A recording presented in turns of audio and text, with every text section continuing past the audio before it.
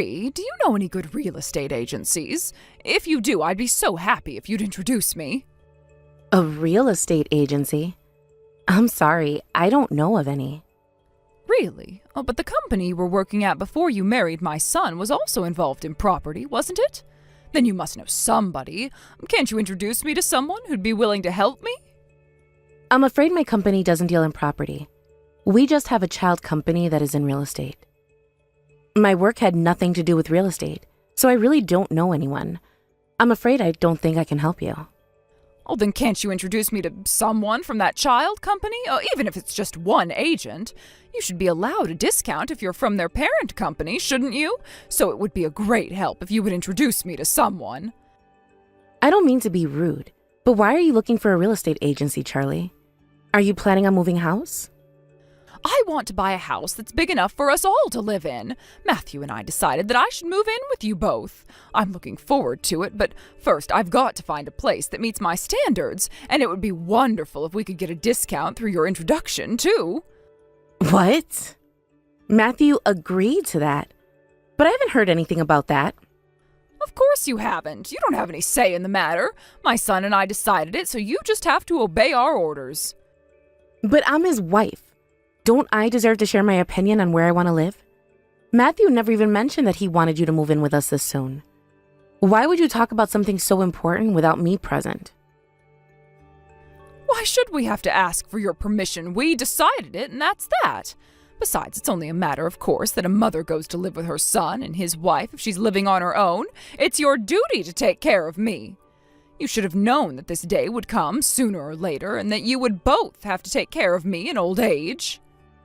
Well, yes, I was aware that it would come someday, but I thought that I would have been given some choice in the matter. You didn't even care to ask if I wanted to move house. I'm a part of this family too, so don't I get to have a say? I wish that you would have told me sooner. I think that that's the least you could have done. Excuse me? You may have been working before you married Matthew, and it seems that you earned quite a salary too, but that means nothing now that you're unemployed. You're worthless. Oh, you're just a parasite eating through my son's salary. You don't have any right to an opinion when you're not the one that's putting food on the table. I should probably make it clear that I'm not unemployed. I'm not going to the office because I'm taking time to focus on getting pregnant. I still have a position at the company, and I can return whenever I'm ready. But you don't receive any salary while you're on leave, do you? You're not bringing anything into the house, and you're just lying about doing nothing, aren't you? It would have been better if you were actually pregnant and on paid maternity leave, but you're not, which means that you're unemployed and that you're just an extra weight that my son has to bear. And you're saying that you're focused on getting pregnant, but how long has it been since you went on leave? You haven't gotten pregnant at all. I'm sorry about that. All I can say is that I'm trying my best. I don't think that it would be this difficult either, but I know that it's no good stressing myself out by giving myself a deadline to be pregnant by. But if you don't hurry up and get pregnant soon, you'll just have wasted my son's time and money, and your colleagues will just think that you're slacking off. I am doing my best to earn some money by working a part-time job, but look at you. You're nothing. That's why you have no right to complain about what we decide. You're not working, and you have nothing to do all day, so you might as well help us search for a house. What? You want me to look for a new house for you? I don't know if I can find a house that you'd like. Yes, of course, we're the ones that will be attending the showings. We can't let you choose a house with your poor taste.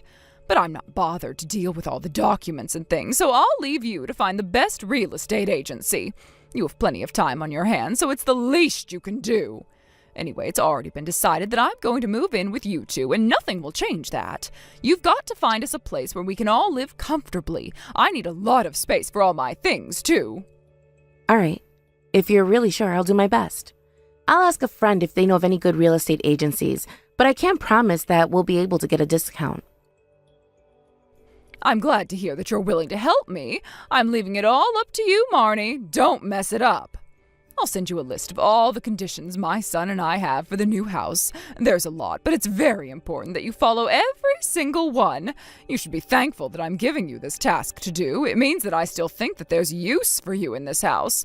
Otherwise, you're just an unemployed, lazy waste of space in my son's house.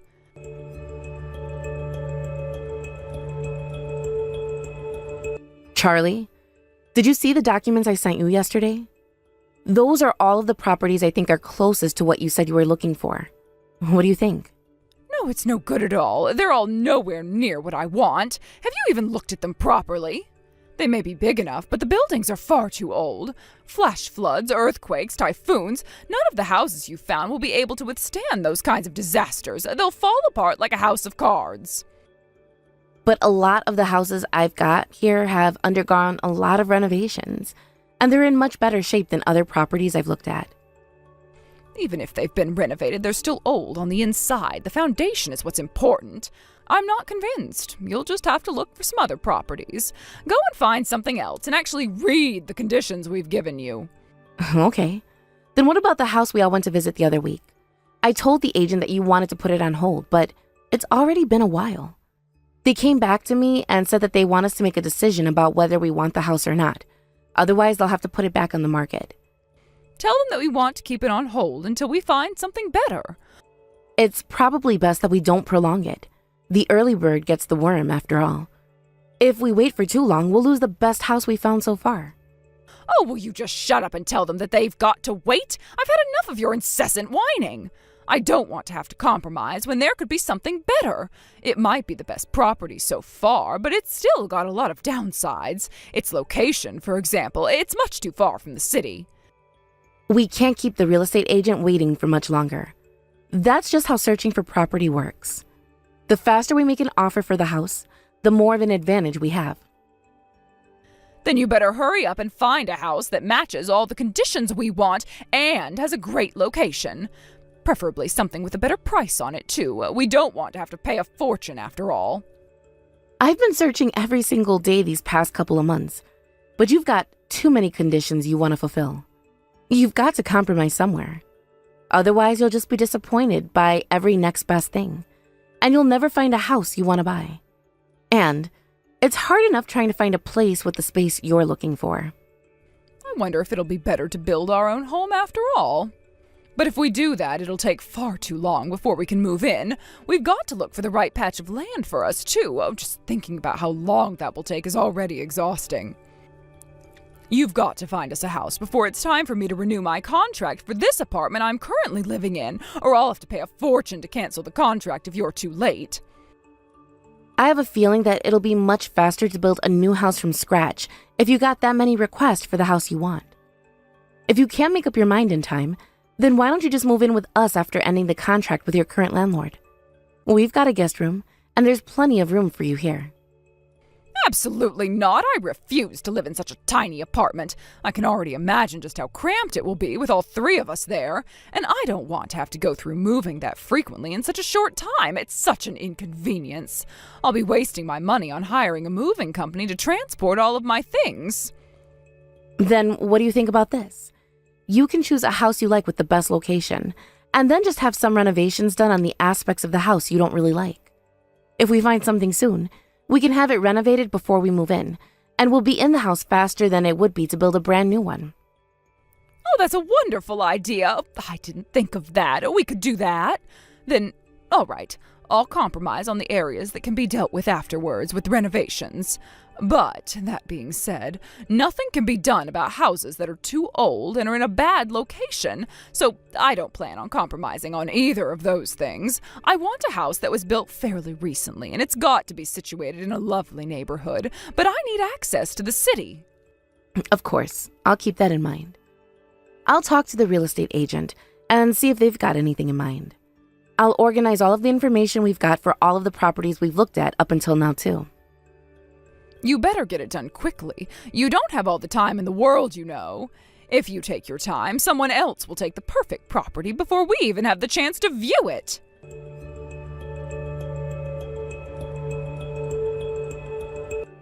Hi, Charlie.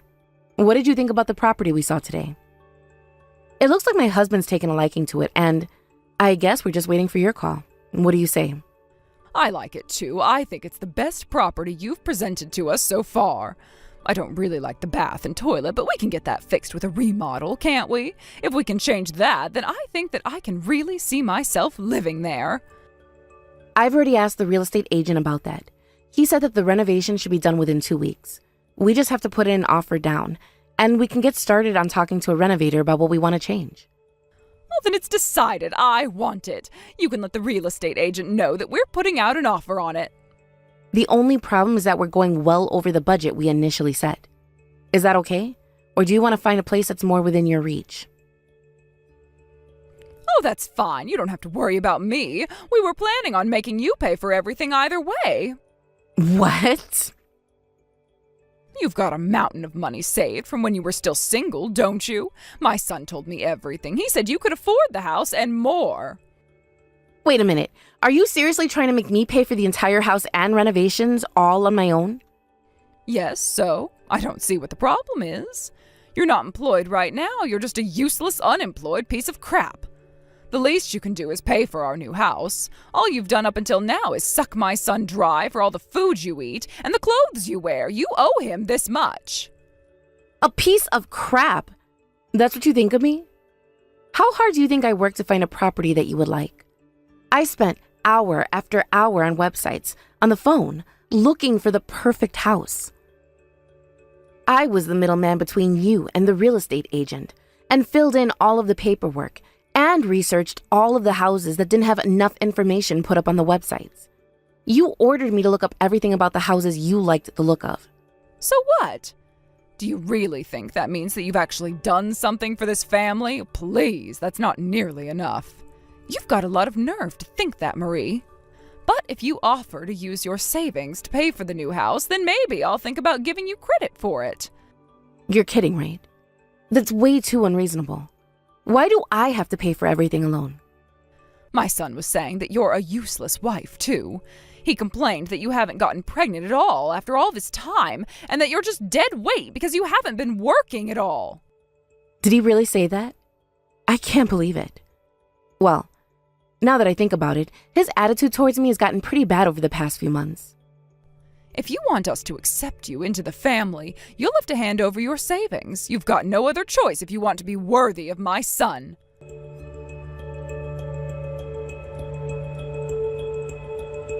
How is the new house? It's been a while since you moved in ahead of us. Did you like the bathroom? I hope it turned out the way you wanted. Oh, it's wonderful. It's so lovely to have so much space. The veranda's so spacious, and there's a lovely view of the city. We get good sunshine for the entire day, too. It's the perfect house to spend the rest of my life in. I don't plan on dying soon, but I'm glad I can spend my final years in such a lovely house. I'm glad you like it. It was worth all the trouble I went through to have it renovated, and all the time I spent going through all those property sites. For a while, I was actually worried that I would never find the place you wanted, but it looks like we finally made it. I can't wait to start living there, too. Oh, Marie, about that. I don't want you coming here. Excuse me? I'm saying that I don't want you coming to this house. It's mine. Oh, but Matthew's coming to move in with me. He's more than welcome to come and stay in this lovely house with me. You're not. What are you talking about? You can't be serious. We all decided weeks ago that we would move in with you tomorrow. We've already got all of our things packed. My stuff is in those boxes too. Well, you're not welcome here. There's no place for you in such a beautiful house like this. By the way, there's no use begging my son to side with you. He feels the same way I do about having you here with us. He told me that he can't see himself living happily with you here. I don't understand what you're saying. What do you mean? Why don't you want me to live with you both? We decided that it was about time we got rid of the parasite that had latched itself onto my son and chased you out of the house. Matthew's already found another woman who's going to be his wife, and he doesn't need you around anymore. You're just going to be in the way. It means that we have no use for you anymore. Another woman? Do you mean that he was cheating on me? And you were actually aware of that and didn't tell me? Aware of it? Oh, Marie, I was the one who told him he should find someone else. I encouraged him. Why would you do that? If Matthew has some issue with our marriage, he should say it to my face. What's the point? Saying it won't change anything. You don't work and you can't even get pregnant.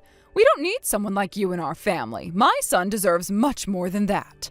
But it would be troublesome for you if we suddenly announced that we were kicking you out, wouldn't it? If you need some time to look for a new job and a new apartment, then we don't mind keeping you on as a maid. What do you think? Are you really asking me to come work as a maid in the house where you plan to welcome Matthew's wife? Yes, isn't that kind of us? At least we're not going to kick you out onto the streets. I'll hire you as long as you don't talk to my son ever again.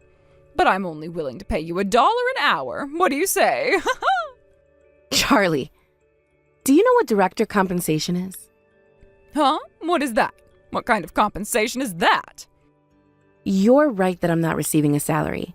At least, not the normal kind. But I'm not unemployed, and I'm not being a parasite. Even though I'm not going to the office every business day, I'm still receiving something called a director compensation. What? You're getting money from your company even though you're not working? What's that supposed to mean? Why would they do that, even though you're not going to work? It's actually pretty complicated in reality. But to put things simply, it's compensation that's paid to company officers who are part of the board. I may not be going to the office, but I'm still a part of the board, and therefore, I receive a monthly payment as compensation for my activities as a board member every single month. I still have a lot of work I have to complete from home as a board member. So, like I told you, I'm not unemployed. I believe I told Matthew that I'm working from home sometimes. Didn't he tell you that? If he hasn't told you, then I guess it was too difficult for him to understand. Honestly, why does he think I've been spending so much time in my office when I'm at home? Wait a minute. I can't keep up with your explanation. You said that it's compensation that company officers receive? Are you telling the truth? Were you really a member of the board this entire time? That's right, Charlie. Thanks to that, I've been receiving a rather large amount of money every month. I even bought the house you moved into with that money, since I didn't want to use my savings. What? You managed to afford this house with your director compensation? How much are you getting paid every month? I don't like to brag, but it's well over $20,000 most months. It's a lot more than what I get paid for my usual salary. What? You were earning that much and you never said anything to us? You never mentioned getting promoted to a position like that. Since when have you been a part of the board? I told Matthew a long time ago, but I didn't tell him exactly how much I was earning. I told him that I was earning less on purpose. Why did you lie to us like that? If you had been more honest about what you were earning, I wouldn't have had to call you out for not working enough. In the first place, you can't hide things from your husband. A marriage should be based on trust, not on deceit. I had no choice. Matthew had been lying to me about how much he was spending. He has a really bad habit of overspending and using money recklessly. If he knew exactly how much I was saving, he would have been over the moon, and he would have gotten it into his head that he could spend however much he wanted without having to worry about the bills or our loans.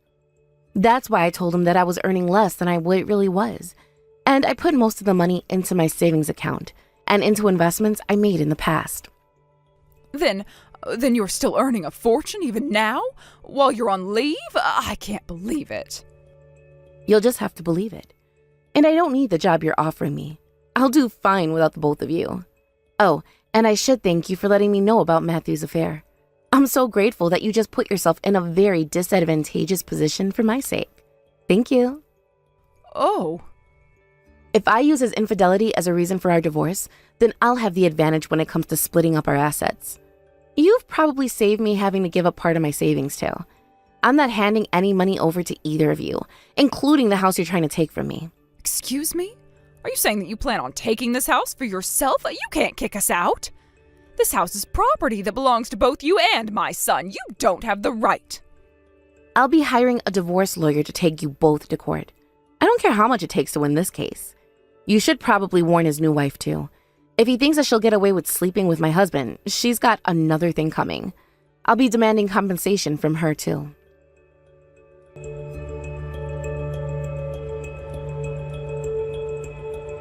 Marie, I'm so sorry for everything I've said to you up until now. Will you please consider seeing my son and talking over everything? He says that he'll break up with his new wife. Please, will you stay on as my son's wife? We need you in our family. Please. What? What's with the sudden change of attitude?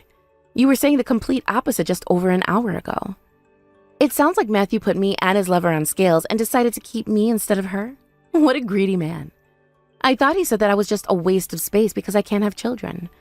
But now, he's choosing me? Now that he's finally found out about the money I make?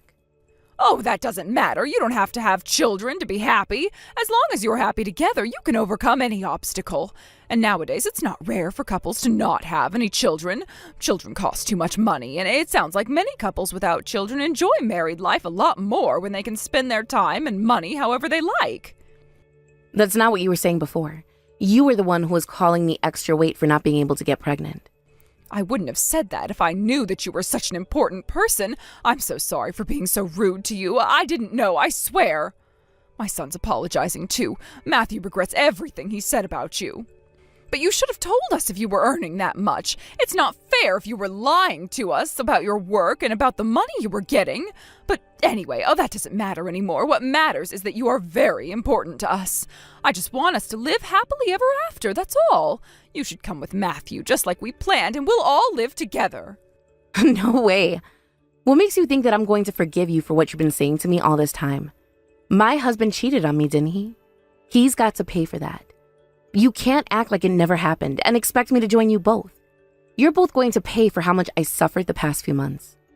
It might be hard for you to tell, but we really do regret what we did, Marie. We promise that we won't ever treat you like that ever again. From now on, I promise that I'll show you much more respect. The respect you deserve for earning our family so much money. You're the breadwinner of our family, after all. We wouldn't be able to do anything without you working so hard. Your family? I'm not earning money for you and Matthew's sake. At least not anymore. Why should I give food and shelter to the people who've been insulting me all this time? I don't owe either of you anything. What? Oh, we never said that we want you to take care of us. You're not working alone, you know. We'll support you as much as we can. I'm working a part-time job, and Matthew's got his job. I'll make sure to use the money I earn on paying for my own clothes and for my part of the bills, of course. Oh, really? How am I supposed to believe that after Matthew spent our entire marriage relying on me for all of the bills, groceries, and the rent? He's never helped me pay for anything because he knows that I earn more than enough to cover everything, and has spent his salary on buying everything he wants. He's never had to worry about overspending because he's always been so dependent on me. You say that you're going to pay for everything on your own, but you're just sucking up to me because you want my money, don't you? What are you talking about? I wouldn't lie to you. Stop playing stupid, Charlie.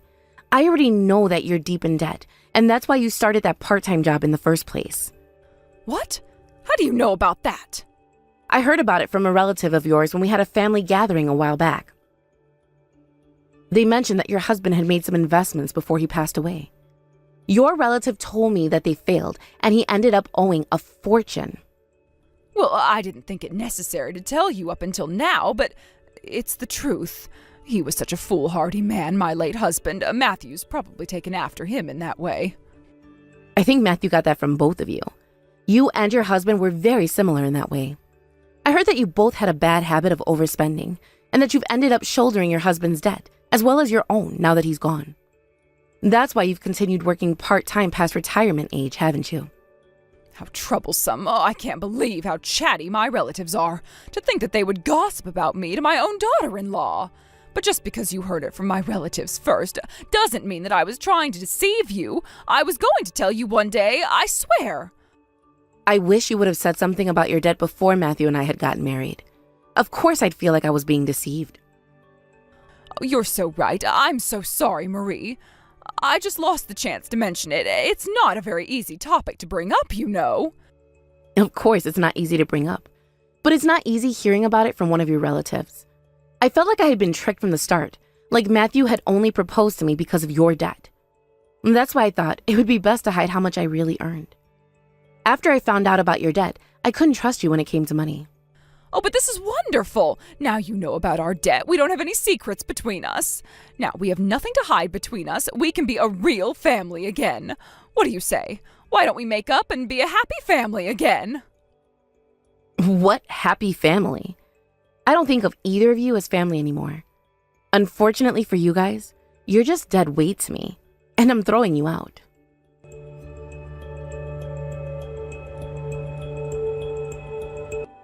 After that, my husband and I got divorced, and I demanded compensation from both Matthew and the woman he was cheating on me with. Because of his affair, I had the bigger advantage when it came down to splitting our assets. Thanks to that, I was able to avoid losing any of my own savings, and I could keep the house that I had spent so much money on. After that, my husband and his mother ended up having to move into a tiny apartment far away from the city and have been living together ever since. My mother-in-law didn't have any money of her own and had been spending all of her salary on paying back her debt. So my ex-husband had no choice but to pay for all of the moving fees and for the apartment they were living in. After spending all of our married life being dependent on me for money, my husband finally had to take care of the bills all on his own and must have realized just how blessed he had been when he was with me. Apparently, they were forced to become extremely frugal and had a budget how much they spent on groceries just to make sure that they could keep on paying the rent. On top of that, he had to continue paying for his parents' debt, and they both ended up suffering in poverty. My husband apparently tried making his mother work more in order to stabilize their financial situation, but as a result, his mother ended up falling ill, and he had to spend a fortune on her treatment. It looks like he got his priorities in the wrong order. As for me, I returned to work and was able to go back to the lifestyle I had when I was single. If getting married means that I have to shoulder that kind of dead weight, then I'd rather spend the rest of my life single.